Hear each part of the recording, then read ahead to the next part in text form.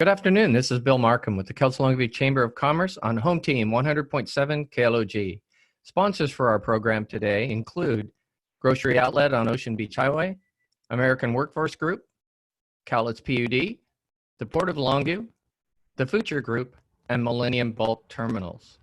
With us today, we have Chris Bailey from the Lower Columbia College, Dr. Dan Zorn, Superintendent of Longview Public Schools, Mary Beth Tack, Superintendent of Kelso Public Schools, and Elizabeth Partridge, Adult Services from the Longview Library. Welcome, everyone. Thanks for being with us.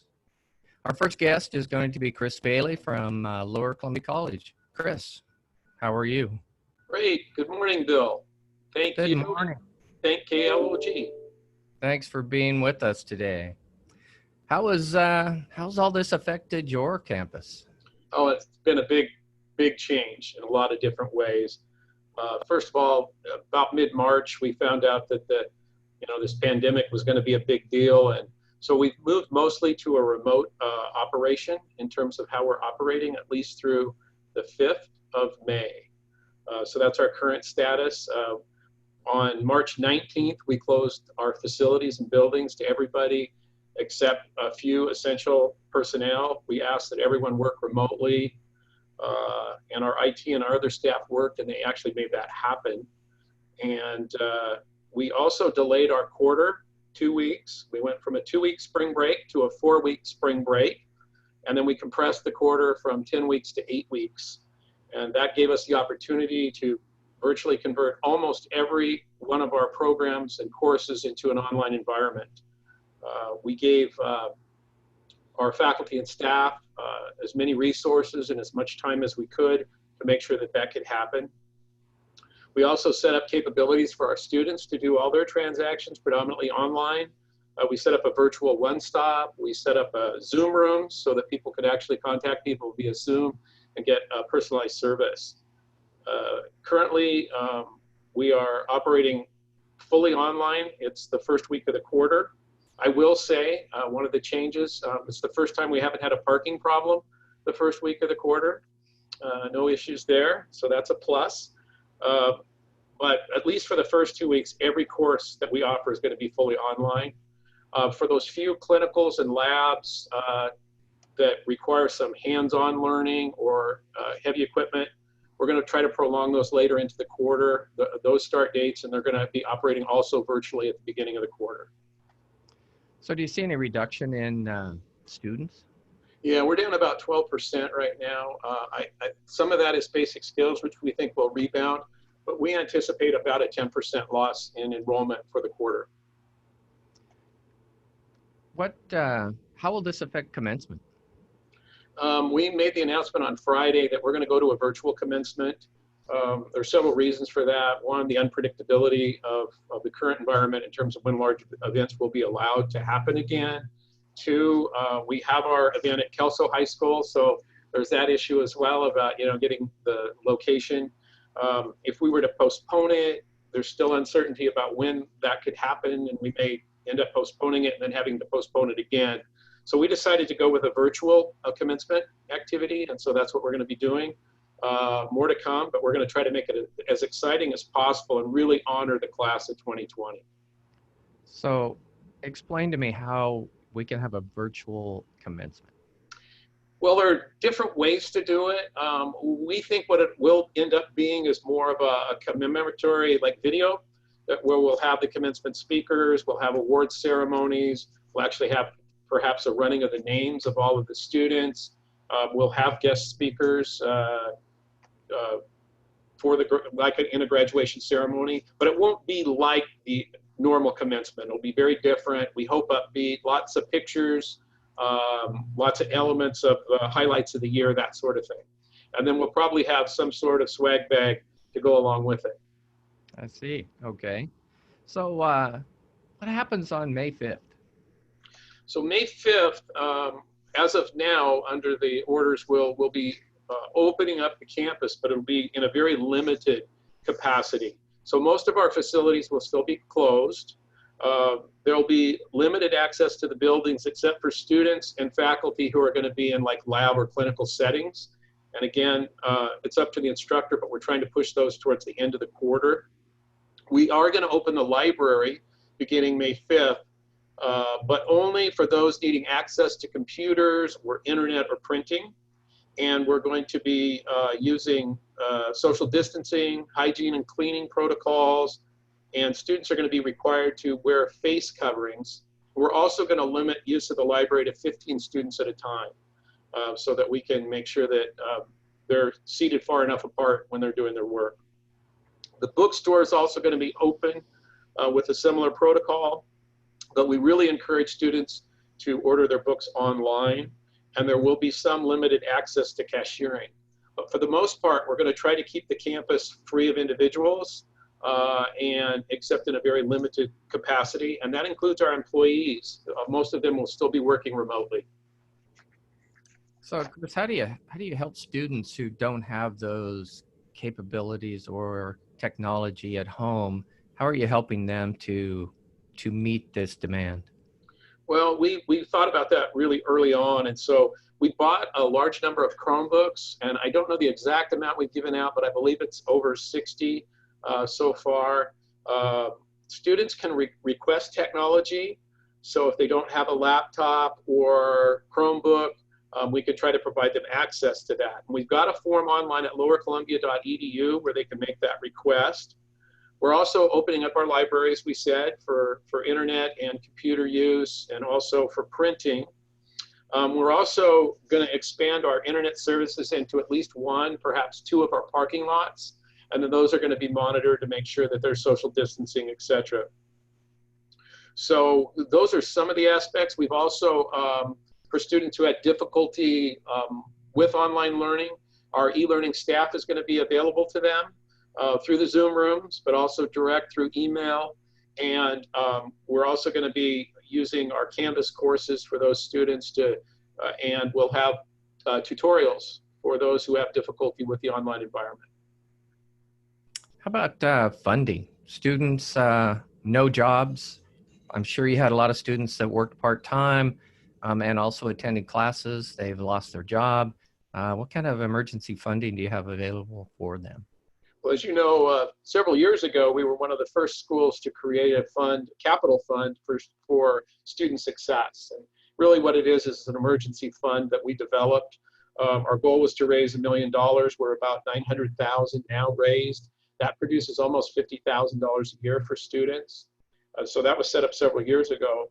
But this year, in addition to the Student Success Fund, we've gotten some state emergency funds. So we have an additional pot of money. It's about, I believe, $30,000 this year. And we got some federal stimulus money, half of which needs to go to students directly for support. And that's nearly $900,000.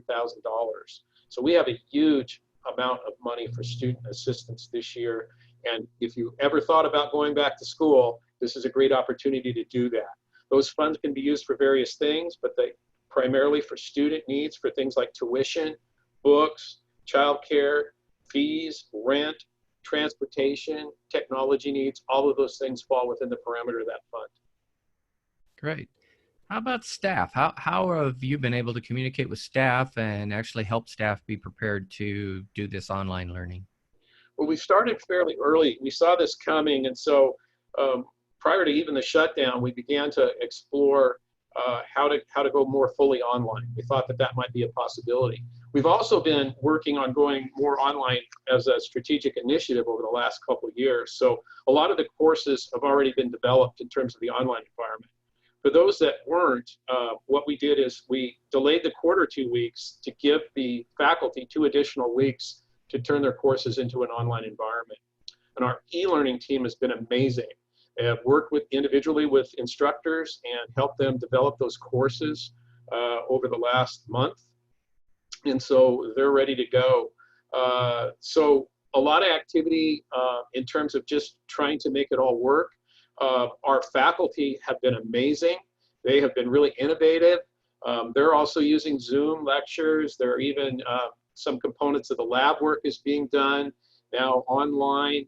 They're really working through this, and it's interesting that they've been so creative and innovative, and in some sense it's bonded us together, and it's made for an even healthier climate on our campus. Great. You know, LCC is known for its early education through the Head Start program. Obviously now we're talking not high school to college students, and we're talking young kids. How has that been affected? That's been affected a lot. It's a different program altogether. We're trying to figure out how that's going to look. For now, we are shut down until the 5th, again, through that same process, or our centers aren't open. But family advocates have been continuing to connect with families. They use the Remind app, email, phone. So they're continuing to provide information and resources to parents. And then teachers are providing home learning activities and materials for the students. And they're trying to guide the parents through the process of using those activities. While we're still closed to visitors, there could be an opening on May 5th for some of the classrooms. That could be extended, of course, by the governor. Right now, we're developing plans for returning to the classroom beginning the week of May 5th. Again, that could be extended. Some of the classrooms, however, may not be available because they're in the schools in some limited circumstances. So we're encouraging everybody to find out their individual needs, to contact the Head Start office directly and get that specific information. Well, on the flip side of that, LCC is big in Running Start. And so, you know, we're about ready to move on and talk to our superintendents locally. And so how does Running Start been affected through the high schools as well as through LCC? Running Start, predominantly a lot of the classes that we offer in the academic transfer side, what those students primarily take, have been offered online for a long time. But we've been working to try to fill some gaps for the local school districts. If they needed a course developed, then we often have that course available for them. We want to help the local school districts and their students progress. So we're there as a resource for them if they want to refer students to us. We have pretty much are operating remotely in terms of our work. Our Running Start people are working from home, but they're using Zoom and other mechanisms to stay in contact. Also, email is primary use. So so far, the numbers are similar to what they have been in the past, and we think the work product is continuing to move on, and we're continuing to serve those students. Great, Chris, thank you. I always like to give each of our speakers an opportunity to touch on anything that I haven't asked a question about. Do you have anything you would like to add? Well, first of all, I just want to thank our faculty and staff. They have done an amazing job in literally a month of converting us to a primarily online and remote institution. And our IT department really had to come through. We had to do a lot of purchasing of items. We really wanted to put students first, and we wanted to allow students to progress. And they just did a remarkable job. I'm so impressed. I am LCC proud. Also, really happy with the students. They have been very patient with us, very resilient. They're adapting to these changes. It's a difficult year for them, I know, but we're here to help them. I just want them to know that. Great. Chris, thank you very much for being with us today. Chris Bailey, President of Lower Columbia College. You can find out more about LCC online at lowercolumbia.edu. We'll be right back after these messages. Grocery Outlet Bargain Market, your locally owned grocery store on Ocean Beach Highway. Grocery Outlet has been on the front lines during the COVID-19 crisis. Grocery Outlet is a proud community supporter and donates thousands of dollars a year to dozens of local nonprofits. Mike and Michelle are grateful to their amazing team of employees and customers like you. Grocery Outlet Bargain Market on Ocean Beach Highway. Grocery Outlet Bargain Market. Hi, this is Julie from American Workforce Group. AWG would like to say a big thank you to all the healthcare workers, first care responders, and essential workers that are working so hard. We appreciate all you are doing for our community. AWG remains open and is offering video and phone interviews for essential jobs in our community. Please visit our Facebook page or contact our office at 360-200-4900. That's 360-200-4900. American Workforce Group, built on relationships, backed by integrity. Now, more than ever, our nation's ports are critical links in the supply chains moving essential goods we all rely on, like food and medical supplies. Here at home, your Port of Longview continues to move cargo in support of our local and national economies. The port's cargo docks remain open for business, and they're committed to supporting the local businesses they rely on for materials and supplies. Thank you to the medical workers on the front lines and those working behind the scenes, like our longshore and construction trade partners that keep our ports operating and the goods flowing. Stay connected with the port on Facebook or portoflongview.com. And please stay home, stay healthy. Welcome back to KLOG Special Report. I'm Bill Marcum with the Kelso Longview Chamber. Joined now by Mary Beth Tack, Superintendent of Kelso Schools, and Dan Zorn, Superintendent of Longview Schools. Hi, Mary Beth. Hi, Dan. Good morning. Good morning, Bill. How are you? Thanks for being with us today. I'm going to ask this question because I think it's something we all are wondering, how in the world does this happen? And so, I guess by the end of March, the state superintendent, Chris Reichdahl, gave you a week to get your online plan together. And April 6th, Governor Inslee suspended school for the rest of the year and basically said, you've got to have virtual classrooms up and going in a week. How in the world do you make that happen? Mary Beth? Well, I think it is a huge challenge, and it still remains a huge challenge. This is a very complex time. Our first and foremost is to help support the health and safety of our students and family and community. With that,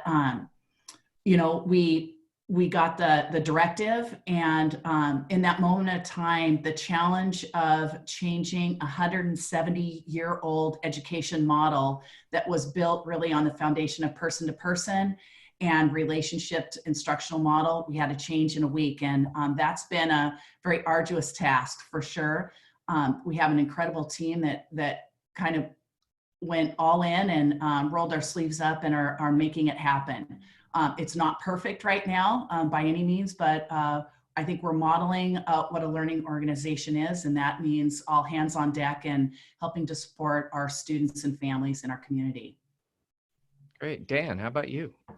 Well, I think, from our standpoint, Bill, we, I guess we started when we first knew that the closures were coming of put together, online resources that we made available to our parents right off the bat and available to our students so that they could get access to those things immediately. And a lot of them are programs and, technology supplements that are used in our present instruction right now. So we kind of focused immediately on getting that done, and then began to hunker down and putting together our remote learning guidance. And so our district office staff, I will tell you, there was a lot of work put in initially behind the scenes while all this was going on, of trying to get guidance out there so that our principals and our teachers had some, I guess, parameters to work around and some guidance to use as they work their way through that. And then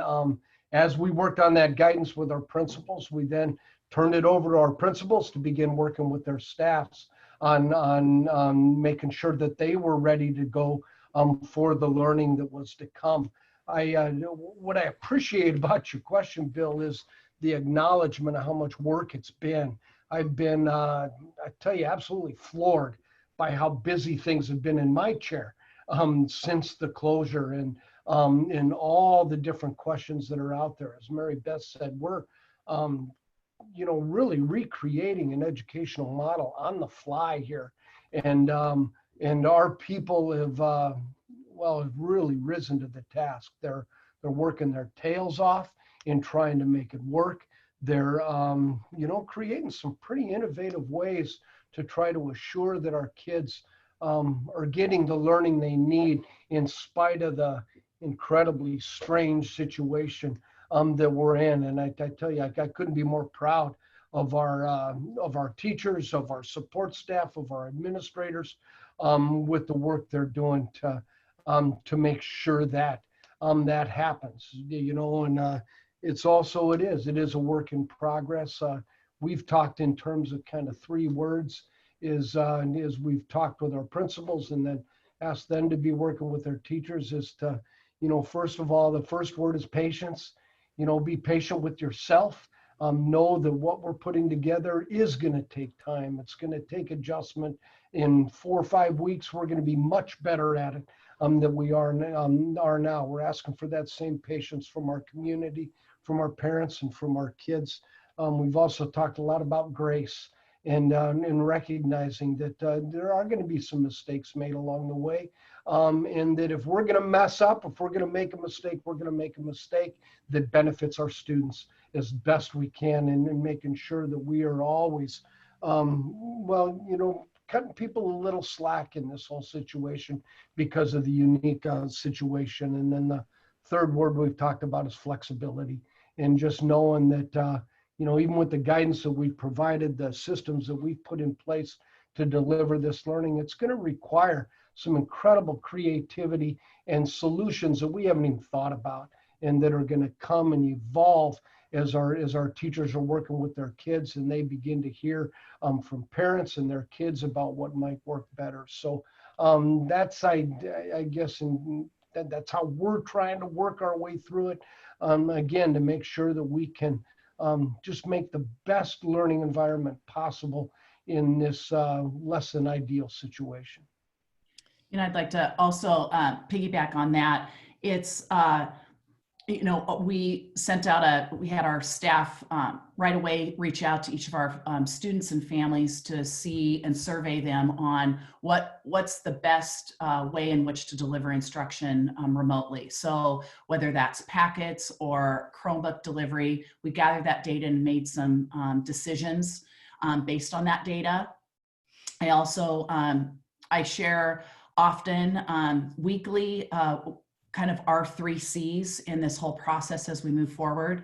And that first and foremost is compassion. So compassion with each other during this time, the best intent that we're doing, and all hands on deck. So compassion. The other one is just communication. So clarity in our communication with each other, with our families and students, in this process. And the third is really common sense. So as we're rolling out this remote learning and engaging with families and supporting students through this really unprecedented time, is using our common sense in which to engage our students. We miss the face-to-face and the day-to-day structure that we've had before. And I think when we get back to that, we'll treasure that even more. But that work is really important. And I think during this time, it's really going to transform our education system moving forward. There will be parts from what we learned today in today's times that will really positively impact moving forward when we get back to that kind of the brick and mortar 170-year-old tradition. I think this will really positively impact how we engage our students in a positive way. I guess I'm not sure people realize that between the 2 schools, we have over 11,000 students, and we went from that 170-year-old model to virtual classrooms in really a couple weeks. What would you say was the biggest challenge in making that happen? Well, I would say that that we had to honor and follow through with the stay home, stay healthy order. So we couldn't be together to problem solve this at the table. And then we had to roll out this remote learning on the fly. And so I think that was the biggest challenge, is being able to communicate and get all on the same page as an education system, but still stay home and stay healthy order was by far the most challenging piece. And even today, we're becoming very good Zoom systems, but it still doesn't replace the importance of our face-to-face relationship built importance of the work we do every day. And so I think that for us was the biggest challenge. There's no question the staff that we have in our district is deeply committed to making this happen and helping support our families during this time. In some homes, a crisis, but it's we'll do it, and we'll do it with excellence. Great, Dan. And I agree with all that Mary Beth said. I think the other piece may not be necessarily the greatest challenge ramping up for this, but I think our greatest challenge moving forward is engagement of our kids in the process. And for many of our families, you know, that have the technology available, you know, they're well equipped to be able to, you know, to access the resources that we have. But, you know, we've got a lot of struggling families out there as well, and kids that are coming from some pretty tough environments. And so as we move forward, our challenge is really going to be, how do we get to as many kids as we possibly can throughout this process. And both districts, you know, Mary Beth and I have spent a lot of time talking through this. Our staffs have spent time talking, and we recognize that we're really one community, and we have very similar challenges. And so, you know, we're all just trying to wrestle with, how do we provide this remote learning in enough different modalities, I guess, to be able to meet as many kids as possible. And that's going to be an ongoing challenge for us as we go through the next, well, we've got 10 weeks of this model for sure that we're looking at. And so I see that as our greatest challenge moving forward, Bill. Well, Dan, you guys have been doing it for a week. So what have you found out? I mean, what's been the challenge, Dan? Well, you know, as we're looking at this week, I will tell you, first of all, our first week, we're pretty pleased with the engagement that we've seen. At our elementary schools, it was anywhere from about 60 to 70% of our kids were engaged just in the first few days of it. At our middle schools, it was about 75% engagement. And we don't have our numbers at our high school level yet, but the anecdotal stuff that we're hearing from our high school principals is that our kids are getting in and engaging with their teachers on the content that is out there. And so our challenge is going to be, how do we just continue to build upon that? And really, we really need the support and help of our parents in really doing some of the cajoling that normally would be done at the school level, in that face-to-face contact of making sure that our kids are there and that they are getting online or taking advantage of the printed materials that come their way. And so that continued engagement would be what we're really focused on, and our people are doing a real good job of trying to make those contacts with families, making sure that there is a one-on-one contact with every one of our families. And but that's not always been possible. There's some very unique situations out there that make that difficult. Mary Beth, what have you learned in the first week? Well, we have had our K-5 moving forward in the area of packets for about the last 3 or 4 weeks. Our secondary students start this week. So we had a Chromebook distribution process last week. And so it's all hands on deck, and students got up this morning and started their remote learning with their teachers. So that started this week. We are going to monitor and watch those participation and engagement rates of our students. You know, it looks different at the elementary, middle, and high school level. You know, our high school, we need all students to give their best faith effort in engaging with the coursework, regardless if they're a kindergartner or a physics student or an 8th grade science student. And so that will be important for that connection. The most important connection is that teacher and student connection piece. And so we'll be looking forward to figuring out better ways in which to do that, and helping support our students in progressing with learning. Great. You both mentioned that Chromebooks, that you passed out Chromebooks to students. I guess one, are they still available to be passed out if students need them? And two, I guess, is it one Chromebook for family? How do you decide who gets it? And Dan? Well, we have over 3,000 Chromebooks out there right now, Bill, and 2,000 of them are part of our one-to-one plan with our high schools. So our high school students already have a Chromebook that's been checked out to them.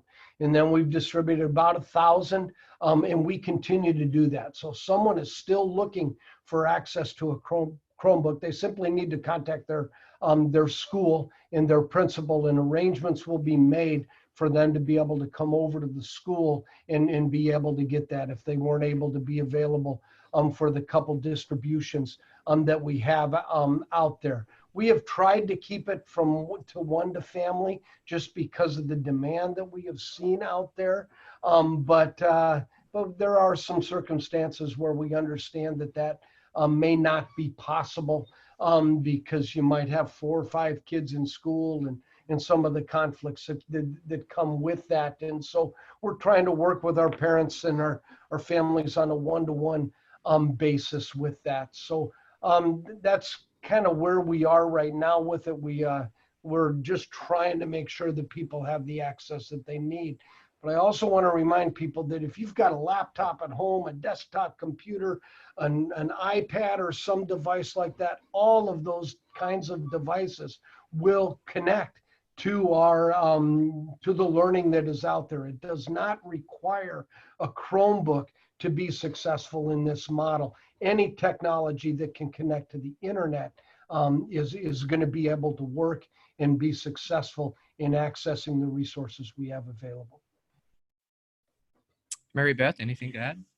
Yes, I think even prior to the school closure, based on the COVID-19, all of our secondary students had Google accounts. And so that was really the platform in which we had our students set up. So the the transition into Chromebook learning and online learning, that piece should be relatively a good transition. We do have the ability, we rolled out Chromebooks distribution. And so if there is still a family that wasn't able to make it in last week, please contact their individual school and we can help arrange for that. We've also set up a hotline, which is ithelp@kelsosd.org. If there's any kind of technology concern or something not working with their Chromebook or their device, we do have a hotline set up that students can email ithelp@kelsosd.org for guidance. Dan, do you have anything like that you'd like to share? In terms of a hotline, ours is infoteam@longviewschools.org. That's how you can get to that, infoteam@longviewschools.org, and people can submit their requests at that. Okay, thank you. So one of the things also, we have a large number of free and reduced lunch students, and so making sure that they actually can get lunch when they're at home, that's probably even more difficult because you're able to provide those at the schools. What are we doing in our community to try and alleviate that issue? Well, for Kelso, that was something that happened right away after the school closure announcement from Governor Inslee. And so as of Friday, we had 30,000 lunches and breakfasts that were that have been picked up. So 30,000 in Kelso, I think signifies the importance of those basic needs to help support our families during this time. So we continue to have about 14 or 15 sites.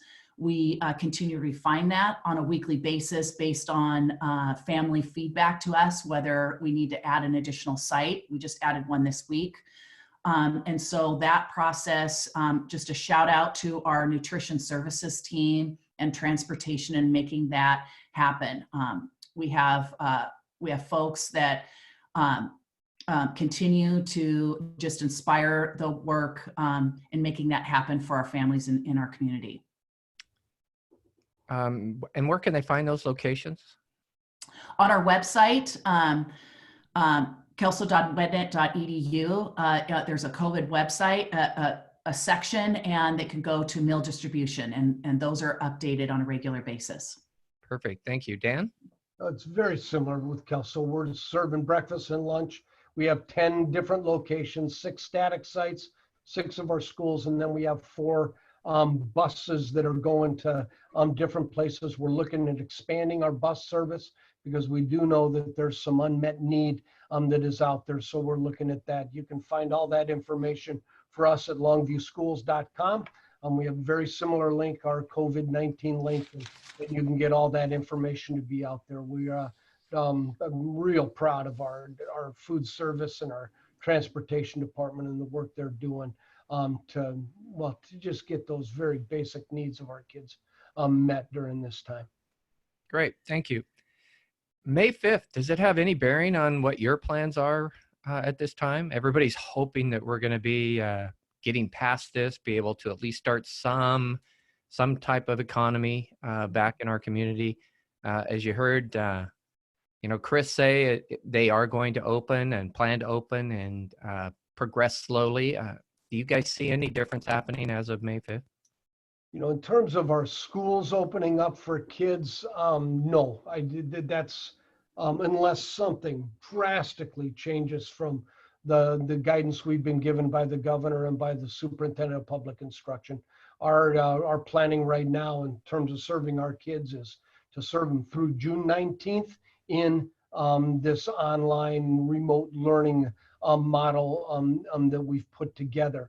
In terms of our operations, we're in discussions about how to begin to start ramping up some of the, facility needs and getting those needs taken care of. We do have some very limited access to our buildings from staff members that might be having some difficulty from where they live of getting the bandwidth that they need to be able to deliver the instruction that they're having, so that they are in very limited basis coming into our buildings to be able to do that. And all of the social distancing requirements are in place, and people are being great about following those. But in terms of students actually returning to our schools in that time frame, I would be very surprised if we were to get any alternate direction from the governor and OSPI. Mary Beth? Exactly the same for Kelso. We would have to have a drastic change at the state level. That guidance is closure of schools through the remainder of the school year. And so unless that changes, students will be learning remotely from home. Additionally, I think for staff, we would make some of those modifications either in preparing for next school year and bringing back in some based on the social distancing guidelines from the state. So seniors that are in school today, one, they're not getting to do their sports and some of their other things. Graduation, will the seniors graduate? What are going to be their requirements? And do you see any chance of having a ceremony in late June for these seniors? Go ahead, Dan. I want to start, Bill, just by, this is the pits for our seniors. This is just I just really feel for them. The last 2 months, your school year, your 13 years of school, that's been removed from their experience. And that's generally a real neat time for kids as they work through that. So we just, our heart goes out to them and with the difficulty that they have. In terms of graduation, will they graduate? Absolutely, they're going to graduate. We encourage them to stay engaged through June 5th, just like we normally would have been with our seniors, and we'll continue to provide that with them. In general, any student, any one of our seniors that was on track to graduate the day that this closure was put into place, they will graduate. If they were on track, they will graduate.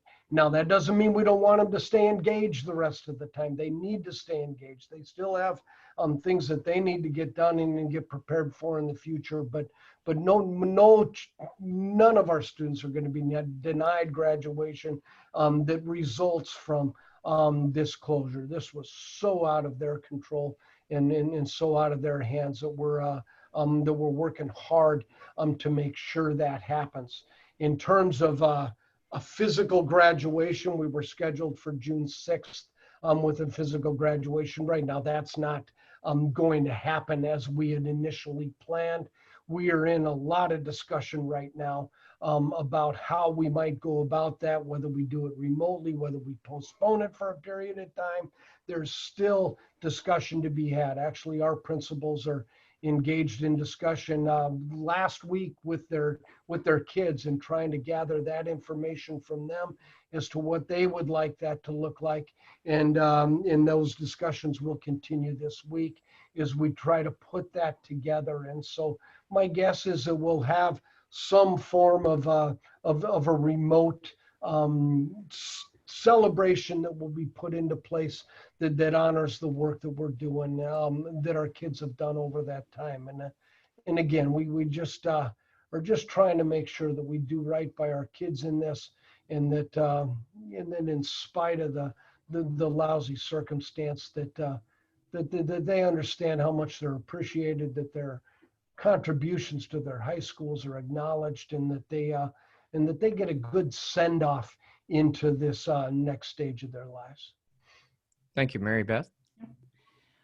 You know what, I also just want to recognize just the emotions and how difficult it is, you know, and sad for our seniors, and also for the senior parents. You know, I in my role as superintendent of Kelso School District, I also personally have a senior as a parent at Kelso High School. And so I probably can relate even at a deeper level than a lot. And so our goal for the next 6 weeks, our seniors have 6 weeks in which to engage in and fulfill and graduate. And we have the utmost confidence that those our seniors on track when they exited on May 13th, that we will make that happen with graduation. And so how do we make the next 6 weeks meaningful and special for our seniors and our families? And we do have some great things planned.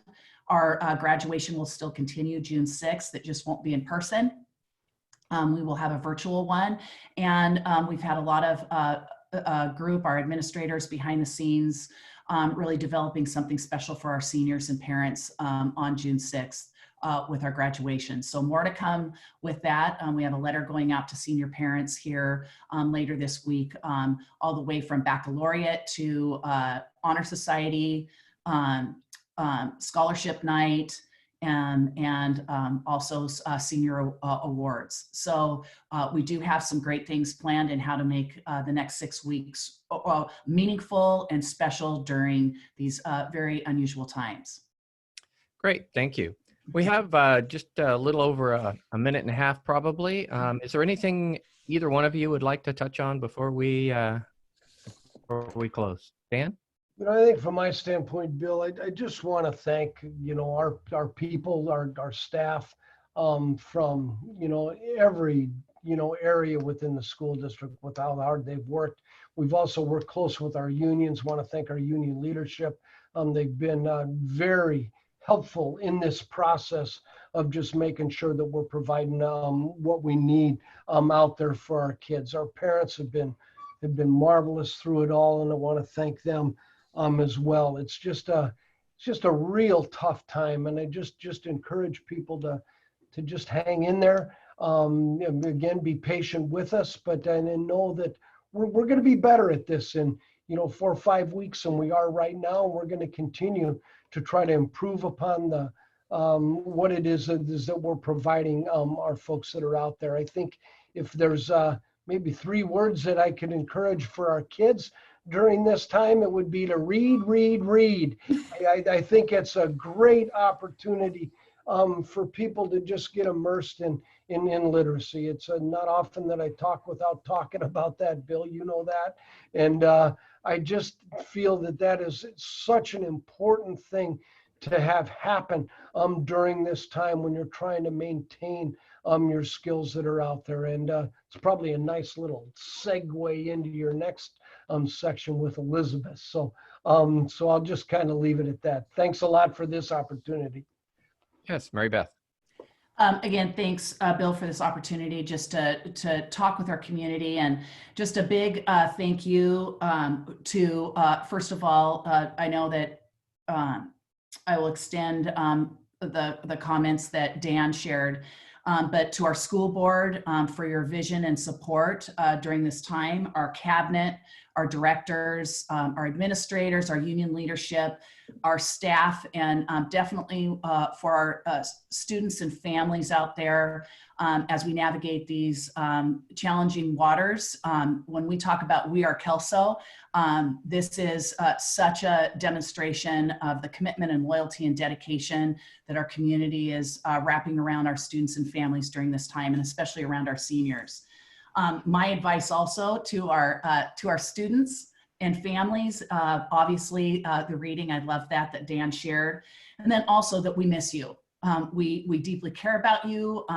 I really encourage our students to reach out and connect and engage with our teachers, and that is relationships, compassion, and is the most important that will help us through these challenging days until we can meet again face to face. And so, and really encourage our students to take care of themselves, be healthy, take care of each other, and support each other in the family, and then reach out to their teachers. Great. Thank you very much, Mary Beth and Dan, for being with us today. We've been talking to Mary Beth Tack, Superintendent of Kelso Schools, and Dan Zorn, Superintendent of Longview Schools. We'll be right back with Elizabeth Partridge from Longview Library. The Cowlitz PUD is working towards expanding how they can assist customers during this difficult time in our community and our nation. The Cowlitz PUD understands the economic hardship this can put on their customers. If you are struggling with your bills or anticipate struggling with your bills, please call a customer service representative at 360-423-2210. That's 423-2210. Or visit online at cowlitzpud.org. We're in this together, and we can get through this together. Cowlitz PUD, your power. Put your focus back on your business by handing your accounting work over to the Futcher Group. Also, check out our free-to-use website right now at futchergroup.com. Now more than ever, solid accounting and bookkeeping practice is what will keep your business up and running in the years to come. At Futcher Group, we handle your complex tax and accounting work while providing you 24/7 access to your data, and all at a fixed, affordable monthly fee. Online, it's futchergroup.com. Generations of your friends and family built the future in Longview along the Columbia River. The site is now Millennium Bulk Terminals. We stand ready to create hundreds of family-wage jobs to power the future. The new state-of-the-art coal export terminal will provide local jobs, protect our allies' energy security, and help drive the world economy. Through dedicated site cleanup, hard work, and a commitment to our community and our environment, we're growing jobs and expanding trade. We are Millennium. Depend on Home Team 100.7 KLOG for the latest up-to-date local news and information. We're the only local radio group with a full-time newsroom. On air, online, on your phone. Home Team 100.7 KLOG and KLOG.com. We're back on Home Team 100.7 KLOG with Elizabeth Partridge from the Kelso Longview Library. Thank you for being with us, Elizabeth. Thanks, Bill. I'm happy to be here. So tell us, what's going on with the library today, and how are you helping parents in this crisis? First of all, I just want to applaud all of your schools because I have kids in college and in grade school. So we feel it here at home and we appreciate all of the work you're doing. So thank you very much. But at the library, we are trying to support you every way that we can. We are providing a lot of information online. We are providing story times still. Monday or on Wednesday, Thursday, and Friday at 10:30 a.m. we have our preschool 0 to 5 story times that parents can take advantage of. We're also doing online engagement for older kids. We have a choose your own adventure story time at 2 p.m. where kids can tune in and listen to each chapter and then decide which direction you go next. Do you go to 1 or do you go to 2? So all the kids can participate in that. We also have in appreciation of Poetry Month, we have a 7 p.m. poetry reading on Facebook Live, where one of our employees gets on and reads poetry for different age groups and different audiences, but every evening at 7 p.m. you can do that. In addition to all of our live online programming that we're offering, we have a lot of information available for anyone who needs access. We have all of our digital collection available for people who have their Longview library cards. And you can access Washington Anytime Library and Hoopla and download physical digital books as well as audio books. So those things are available currently while the library can't be open. Elizabeth, you mentioned library card. If someone is listening and they do not have one, how do they go about getting that? So the Longview Public Library has made a digital access library card available for anybody who is in the Longview district. And so you can go to the Longview Library's webpage and go to the catalog, and you can fill out an application right there to get a digital library card. You'll go to longcat.polarislibrary.com and you can sign up to get a digital library card. With that library card, you'll be able to access all of our online content as well as download any of the books and audiobooks that are available. What does the library have to help parents? You know, I think like you, having to kind of readjust your schedule, help kids stay engaged, encourage them to complete their homework, but you know, they probably need some form of education and I guess encouragement themselves to. Right. Yeah. And it's not just parents. I mean, parents for sure. I feel it. So, but all adults need access to something that's going to engage them. And like Dan said, reading is what's most important. You can read the books that we have available, but you can also find educational outlets. We have access to so many online databases that will provide you with more information on any topic that you're interested in. For example, lynda.com, you can access that through our online databases. You can study practically anything you want with lynda.com. It is focused on technology and business, but you can also take ukulele lessons if you're interested. So you have to have an outlet, not just for your thinking brain, but also for your entertainment brain. You need to have a place to escape where you can relax a little bit and not have to think about really what's happening around us right now. So we also provide a podcast. We do it there at KLOG. Josh hosts us every month. It's called Your Shelf or Mine. So you should tune in and listen to it. We talk about the different books that are available. We have a reading challenge for the year that anybody can participate in. You just log in and start reading the different books from the different genres. And then we have a challenge right now for all age groups on our Beanstack platform, which is a reading platform. And it is a challenge to get you out there doing things that you can do by yourself and in your house. So you really don't actually get out, but it's called All by My Shelf. So you just hop on and start doing the different challenges to keep yourself engaged. But that's something that not just adults can do, but they can do it with their kids, or they can do it, encourage other kids to do it. There's just so many things that are available that anybody can participate. You don't have to feel like you're isolated and alone. You can reach into these different universes and pick and choose different things to learn. But I also want to mention that the library is still there, still available, and we still answer reference questions. So if you're studying something and you come upon something you don't know, go to Ask a Librarian and send us a message, and you'll probably get longer answers than you ever thought possible, because we need that to do too. So Elizabeth, I would say many families are, you know, struggling a little bit financially, loss of jobs or furloughed on jobs. What does the library have that could help those people who are trying to adjust their budgets and just be financially prudent? Sure. So on lynda.com, there are a lot of tutorials on finances and things that will help you budget and make better financial decisions for the situation that you're in. But in addition to that, we are partnering with WorkSource, LCC, Goodwill, and trying to provide virtual hiring events where people can log into the WorkSource platform to actually interview and apply for jobs on a regular basis. The next one is the 24th from 9 a.m. until 1 p.m. And it's through WorkSource, Kelso WorkSource. And I and Steve Chapman from LCC have put our emails out there for anybody who wants resume review. So if you are trying to write a resume to get ready for one of these jobs, feel free to email us a resume to take a look at so that you can submit it during this virtual hiring event. We're also providing as many links and numbers and contacts for any of the unemployment benefits, for any of the small business loans, for all of that. We're trying to provide a one-place stop where you can log into our webpage and click on these links that will take you to those help resources.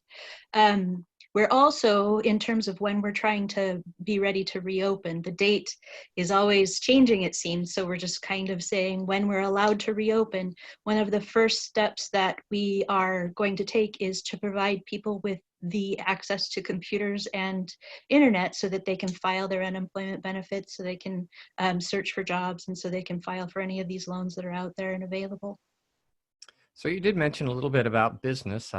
You know, I guess as the chamber, that's kind of what we focus on. So anything else that you wanted to add that you're currently doing to try and help businesses through these times? Absolutely. So we have the Small Business Hub at the Longview Public Library, which is a partnership between many of the organizations. Those that are here with you today are part of that as well. But it is an opportunity to provide access to small business information and small business building education in one place. So currently we are still offering our SCORE webinars, which we do monthly. We just finished one on Saturday about accessing online resources. And we're presenting these as webinars. So the volunteers from SCORE actually do webinars from wherever they are, I assume at their homes, and make them available for anybody who wants to attend them for free.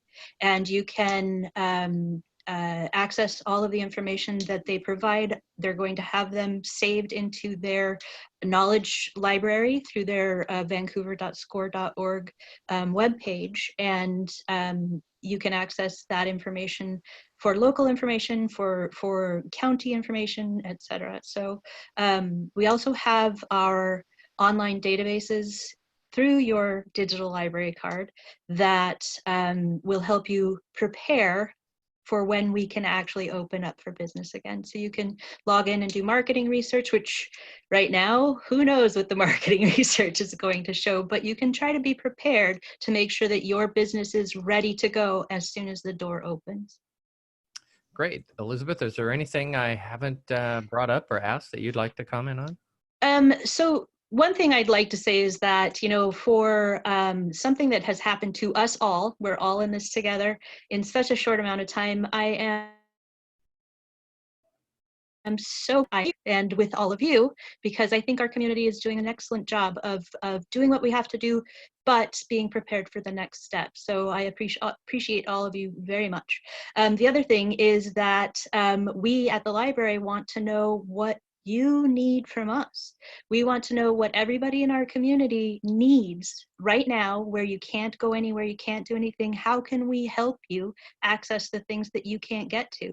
Because we might be able to get you access where you didn't think it was possible. The other thing is, as soon as our door is open, how can we best help you transition back to normal? I mean, that's the biggest thing, is how can I help everybody transition back to what's going to be our new normal? So I want to throw my name out there, throw my contact information out there, and tell everyone to let me know what you need, because we want to try. Great. Thank you, Elizabeth. That's all the time we have today. I also want to say thank you again to Mary Beth and to Dan and to Chris for joining us. Join us again next week, Thursday, 4 p.m. right here on KLOG 100.7. And a thank you to our sponsors, Grocery Outlet on Ocean Beach Highway, American Workforce Group, Cowlitz PUD, the Port of Longview, the Future Group, and Millennium Bulk Terminals.